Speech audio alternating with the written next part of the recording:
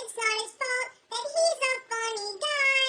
Nalts, nalts, he somersaults and does the waltz, but no one asks him why. His name is Nalts.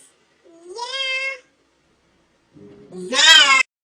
Okay, now some of you prescribe to me because of the Spencer farting in public thing. And don't think I don't hear you. You want more of Spencer. You want more of Spencer. You want more of me being an idiot in public. Well, let me tell you something. It's a little embarrassing to do. And Spencer has gone back to college, so it's a little difficult to do videos with him right now. Some of you think he's a 14-year-old kid, but the reality is he's actually got the same growth hormone deficiency thing that Andy Milonakis has. He's actually 20-something, but looks 14. And I could be lying, but you have to rewind and see if you see my tick that I have when I lie. Okay, let's talk about, here goes the Easy Pass. 3, 2, 1, false. Okay, Easy Pass does not stick to the ceiling. Let's talk about college for a second. Let's talk about Facebook. Now, I am not qualified to talk about Facebook because I've never been on Facebook. But I was also not qualified to talk about Second Life, and yet I did a video called Drunk and Naked and Flying in Second Life. And part of being a former consultant is to be able to talk with some authority about something that I know nothing about, like a virtual tributary allows for add-drop multiplexing of subrate traffic. So I don't know what that means. Facebook, if we had Facebook before I went to school, okay, so here's what's happening. Roommates, this is really directed at people that are going back to college or going to college for the first time and maybe their parents. But I think this is such an interesting phenomenon that you'll all enjoy it, even if you're not in this situation. When I went to college, I didn't know that my freshman roommate, Russell, was going to take every 8 o'clock in the morning class, wake up at 7, make his protein shakes in a blender, and then blast REM while I'm trying to sleep until my 11 o'clock class.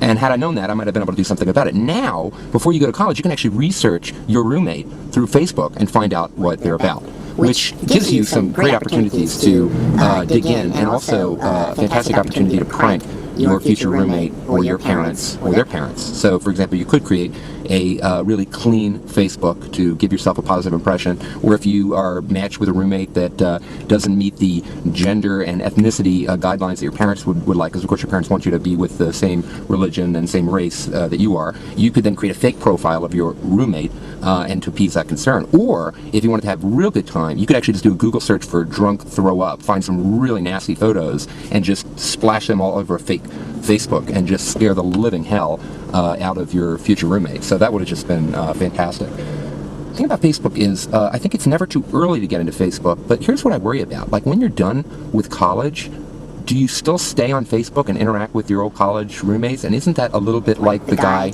Larry, that used to hang around our campus and still drink with the seniors even though he was a few years out? That's kind of sad. And if you've got Facebook and you've got AIM and you've got IM and you've got Stickam, how do you live with all this?